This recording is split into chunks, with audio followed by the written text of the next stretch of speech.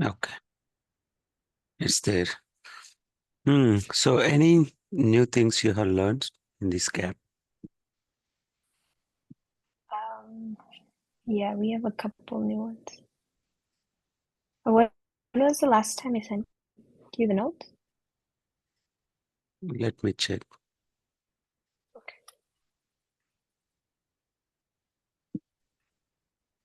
I'll do that probably later. I just want to check you, like, what things did you learn from? uh, It was on Basically June 9th. just It was on 19th June. okay. We just learned binary heap after that. Right. Yeah. Okay, good. Please share me that. I'll double check if Okay. you get time. Let me share my screen quickly to discuss where we left.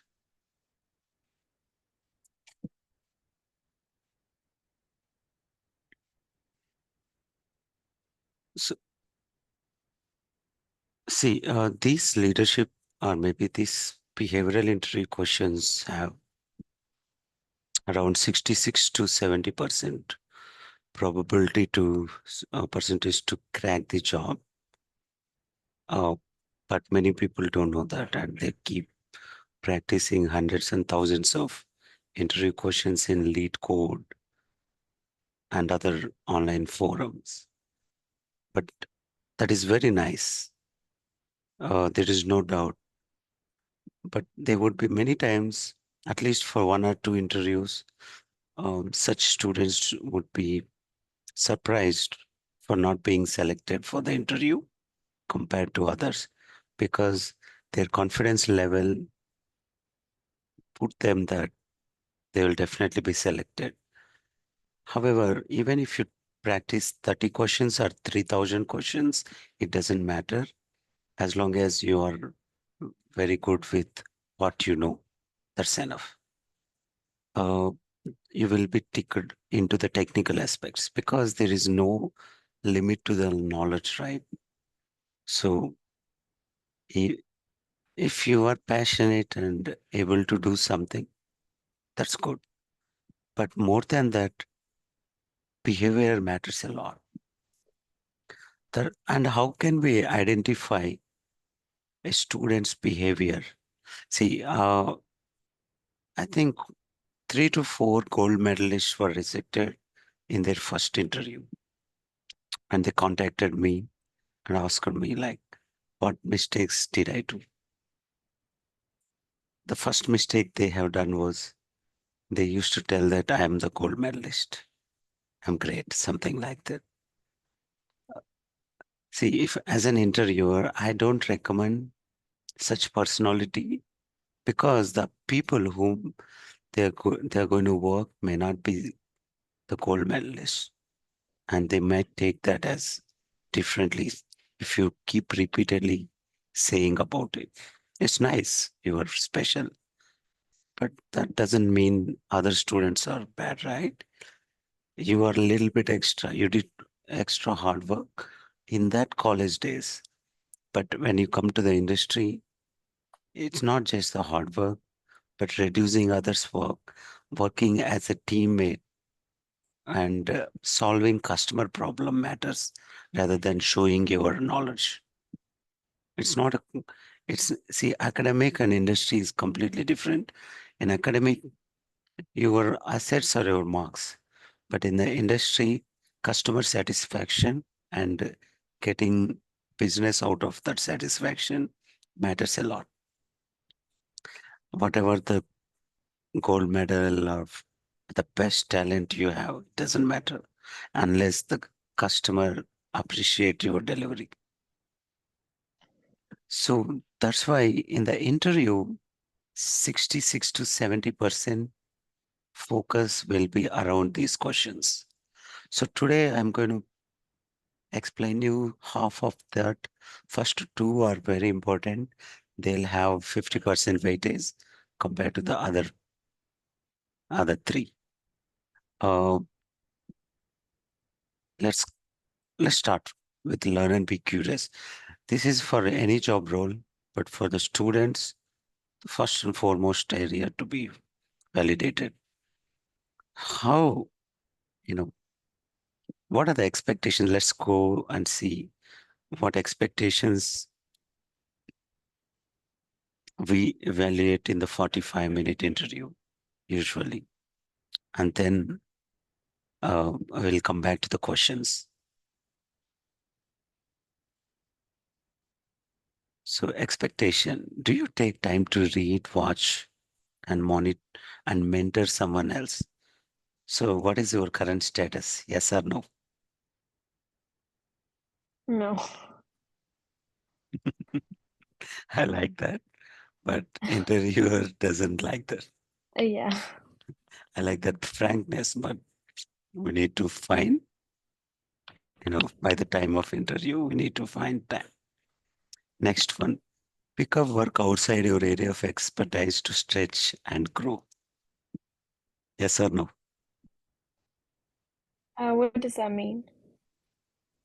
Apart from your studies, are you doing something to become expertise and grow in in your area? Um, I mean, if this counts, yes, but It should. yeah, You should yeah. proudly tell, see, we have been recording these to that moment. You should proudly tell that apart from my work, I have been learning data structures, algorithms, behavioral interview questions. See, my professors taught me uh, the computer science fundamentals and how to apply them in the real world. However, I still did not get enough out of it because the assignments were more of, you know, related to the textbooks and certain fundamentals only. So I have learned from Black Hole Stack team because they are the ones who fill the gap between academic and the industry. Black Hole Stack is a set of around 200 plus uh, leaders who work for Amazon, Google, Microsoft, such companies. And those leaders have created this curriculum in such a way that as a student itself or anyone in the industry can learn new skills by investing their spare time. So I also enrolled in, I was one of the early students in Canada who has enrolled, and you could see in this channel, a lot of conversations have been recorded there, and you can share our channel. That's something which proves you out of others. But the next question which would come from the interviewer is, what did you do with that learning? You have learned, that's good. You have learned how the real world works. But what did you learn? What did you do? So that's where Like, you need to tell that I have contributed, for writing a textbook on maybe data structures. So I'll let you know. I'm the one of the contributors. I have written some of the programs in this book. You can see my name there. So I have learned from Black Hole Stack. In return, I have contributed to the Black Hole Stack by providing the programs in C++ or Python, whatever, uh, to their books. And this is recently released a textbook you can watch. You can watch online or you can go through.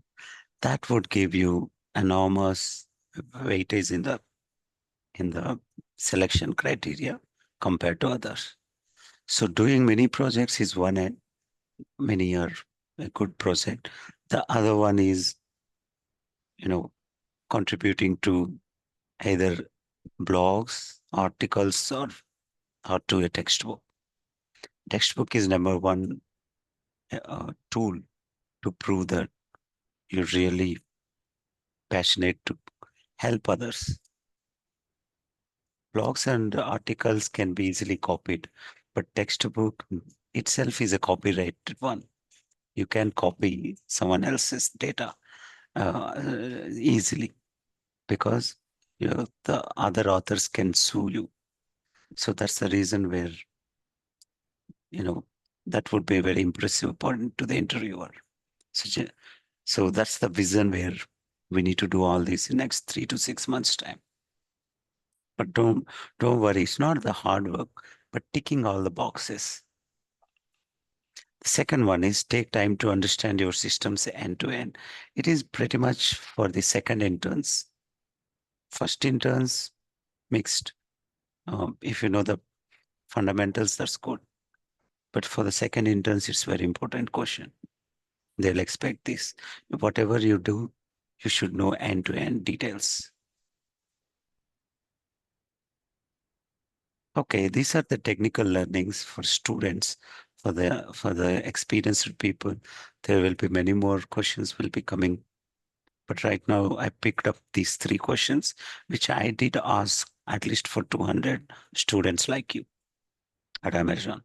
So that's why these are my favorite questions. No, these are my expectations. The questions are these. Pretty straightforward. What new books you are reading? If you say what I also wrote or maybe contributed to this book, you will get best, attention. Similarly, did you did you teach to anyone? At least 3 to 4 interns who has taught in their campus, like UBC students usually teach. I mean, not UBC SFU2, but my interns in Canada who worked with me, one of them had taught computer science subjects to their juniors. I think he was an MS student, so he master student taught to bachelor students. So, and he has been doing really well. His name is Jahong Lee from UBC. He's doing well at Amazon. So, so that's something is also a good point. But for you, it's too early to teach. But keep that in mind. How can you incorporate? Yeah, same story. You should apply what you have learned. That's very important. A lot more questions you can go through, but I have already given gist of it. This is one tick mark. So if all 3 are yes, you are done. I mean, you are done with the technical learnings. And then we will quickly move to, so the time would be around 5 to 10 minutes to evaluate this. And the next 5 to 10 minutes probably will go to feedbacks. This is important. We can go directly to the questions and see what are you doing with the feedbacks do you receive. As a student, it's very hard to receive feedbacks, but you can still have a mentor and or seek the feedbacks. The expectation is, are you ready to open your mind based on the feedbacks? Do you ask your friends or your family or mentors to improve yourself? That's why, uh, if you observe me, I have been habituated to ask you, is there anything I should improve in teaching? Although I have been teaching for around 16 plus years, 15 plus, but my first question to any student, new student is there anything I should improve? The reason is the students like you 16 years ago are not the same today. The reason is by the time YouTube was not popular, YouTube was not even there. Google was not that popular. And people used to rely only on textbooks and teachers. Now it's completely reverse. You have now a lot of knowledge available, free sources, but you don't have time. It was reversed to my early students. They used to have a lot of time, but they didn't have enough accessibility to knowledge. Yeah. So that's why, as a teacher, to improve myself, I should adapt myself. I can force you to spend more time every day or whenever I have time, you should attend. I never force you or anyone. Reason? Reason is we should adapt based on the uh, environment and the culture. So that is something interviewer look in candidate, whether the candidate working style is same or they are going to change based on the feedbacks. Are they constantly improving themselves? This is, I'll tell you, this is the most important. If everything is mixed, but this one is yes, you are selected. If everything is yes, but this is no, still you are rejected. That's what I would say. Lot of people who does practice thousands of lead code or hacker rank questions, other questions, they never work on improving themselves behaviorally. Instead, they get a lot of pride comparing with their friends, saying that, hey, you have done only 30, 40 questions, but I have done hundreds. So this is my job. That kills their opportunity first time. And once they learn that, and then they'll improve. There is no replacement for hard work. At the same time, there is always a replacement for anyone. So we need to be, we need to be prepared to change ourselves whenever opportunity is there. And it doesn't matter, and it is not limited to the age, whether they're small or big. You have to meet them, whomever are there in your ecosystem, be open to listen and improve. That you should tell a story in the interview. How do you tell that? Like based on like your past experiences? Like the question would be like this. What are you doing with the feedback do you receive? Or from whom do you actually seek the feedback? That's how interviewer asks you the question. So do you receive any feedback to improve yourself? It can be, it can be technically or personally. Like probably from teachers on like assignments and Yeah, work. you should tell a scenario. Um, You should give one scenario, a storytelling. If you want me to tell, I would say one example, a recent example. Uh, Jesslyn Kaur has shared. Jesslyn Kaur is our one of our Canadian young student, and I asked her a feedback, and she has given me a good point that before next session, you should provide me what topics do you want to cover. And from that time onwards, I started noting down, or I started improving it. Initially, noted down that before the session, and later I started even telling what I'm going to tell in the next session, in the current session itself. Right. So in the last session, if you see, or if you watch my previous videos, every video I usually mention what I'm going to cover for next 2 to 3 sessions. So that is one good point to tell. If I get an interview opportunity, I tell to the interviewer, hey, this is what I have learned in last quarter from my one young students. And similarly for Rishita, Rishita has given me feedback that I should not cover too many programs in a single session. Rather, take one topic and go through the code. That is another feedback point. Okay. But it's other way around when I teach to uh, 5 year or 10-year experienced employees. Because if I teach to even my employees, they don't want me to teach one at a time because they don't have time. They are full-time employees. These knowledge sharing sessions happen once a while. So they want to cover too many topics in a single session. So, but that doesn't work to the students. So those are the feedback points I have learned.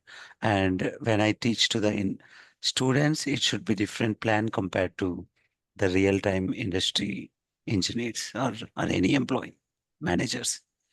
So also now through Stanford, I also work with 100 plus CEOs. So when I work with CEOs, it's completely different story. They want something completely what they are missing. They don't care about what they know because they're the CEOs and founders. They're very busy professionals. Their time is very valuable. So when they work with me, I have to find what area they are missing. So I should work before they even we meet. I need to really well prepared for the meeting and help them out to make their company successful. So those are the things I do focus to improve myself from the feedbacks. So I did receive that feedback from my previous CEO because they found that is area of improvement. Similarly, you should write one or two, or maybe I have shared you three stories. You should create your own stories like that before the interview and and practice in front of mirror so that you don't waste the interviewer time. And this is the most important area on the behavioral aspect. Okay. So you can go through other questions. They'll cover the similar, say, pick up work outside your, oh, sorry, this one. Ask your peers, manager, and customers for feedback on your performance. One more thing, many students are even, at early days of career, I also used to hesitate to ask something to seniors or anyone.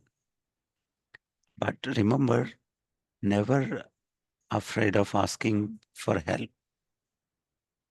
because how can they know even they're ready to offer you help, but you don't know how to seek their help? So that quality is important. So you should have that activity even in the interview also.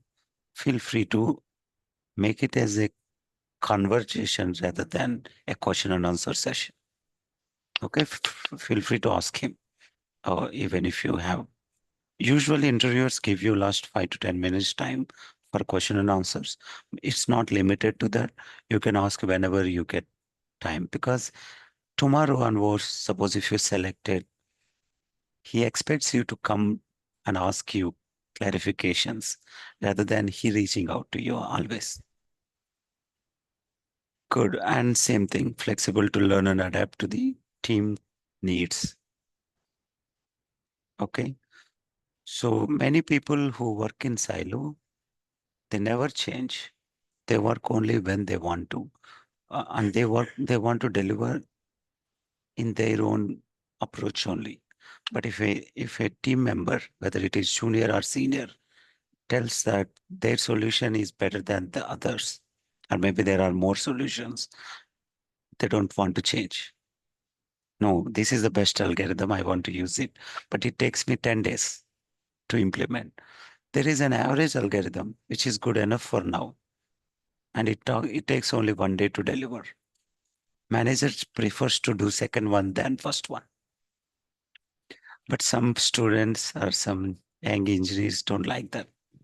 They give complaints about the managers, saying manager doesn't like talent. What to say? Best solutions. He always wants to do some shortcut. But see, it's business, right? Each day, company pays around $40 to $80 to the engineers. Why should they lose 9 days of business without getting customer money? That's why they want to deliver something to the customer, get the money, and then invest it for improvements. So a lot of business is involved. So that's why you should be open to change even your solution, even if you are in middle of something and your manager or team asks you to change, be open for that.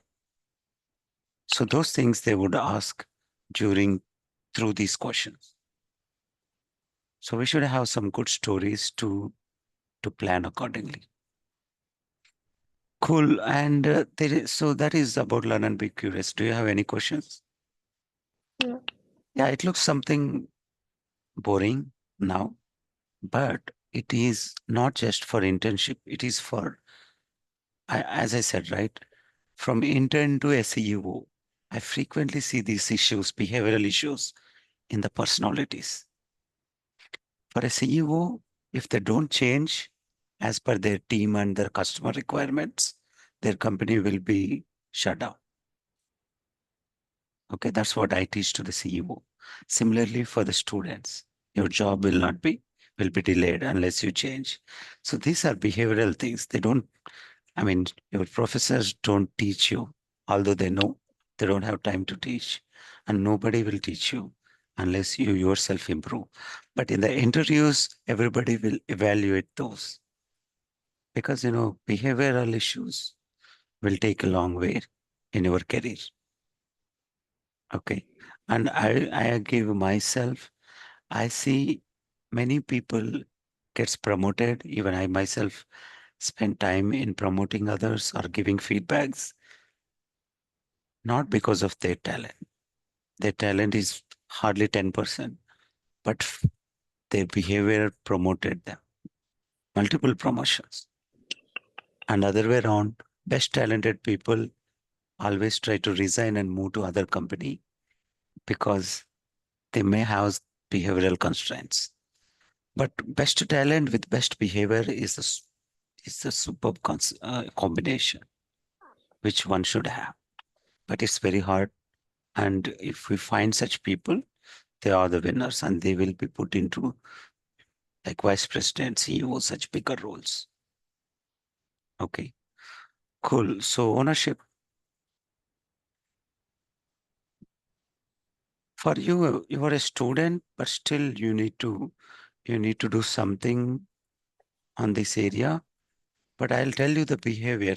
Ownership is the most behavior for Amazon, but it's not Amazon, anyone. Say like these are all you can go through offline. But right now, I'll tell you what exact expectation. This one.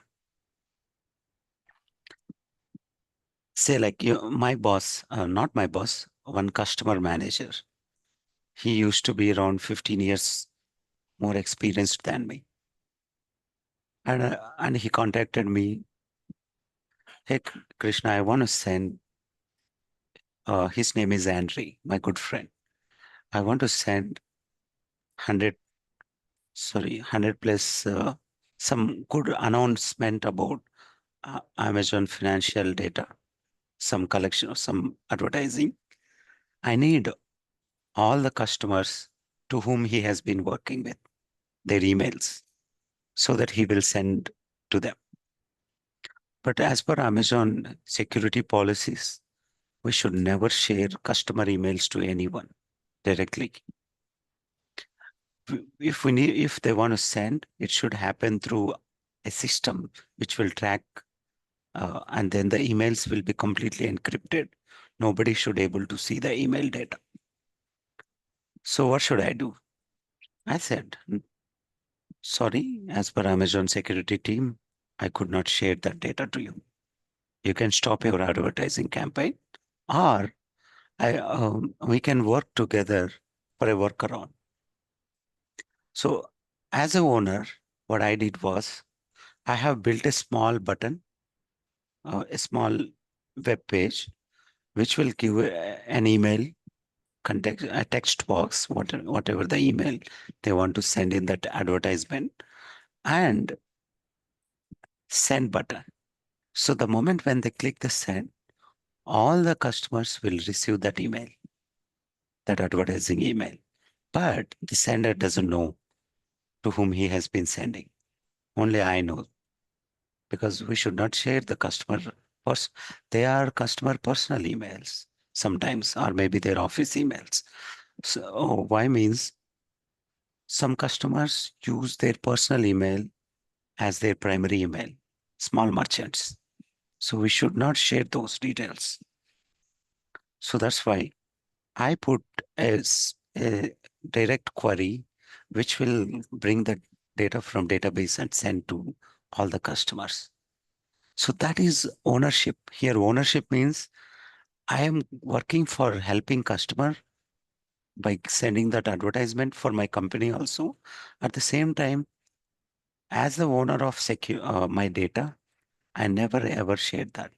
And he, Andre was around 10 plus years senior to me, but I did not afraid of his experience because it will create problem to both of us. He understood that being a visionary leader, and he was fine with the second solution. That is something we should have. Okay, so these things they will expect from you. If it is a second intern, if it is a first intern, we're still able to find some way to display this behavior of ownership. Ownership is something which you do even there is something optional, but it helps to the customer. That is ownership. Okay. All right. So we will talk more leadership principles maybe in next session. But before your interview, we will do another round of specific story building based on your data points. But right now, I just want to give you a heads up that you must start thinking from this angle. And I have given too many questions. Don't be confused. Interviewers will ask only one question from each segment, either this portion, one or two, or from this portion, but not all questions because each section will have 5 to 10 minutes time. So they don't have more time, but they will note down in their feedback just yes, no, mixed, something like that. Okay.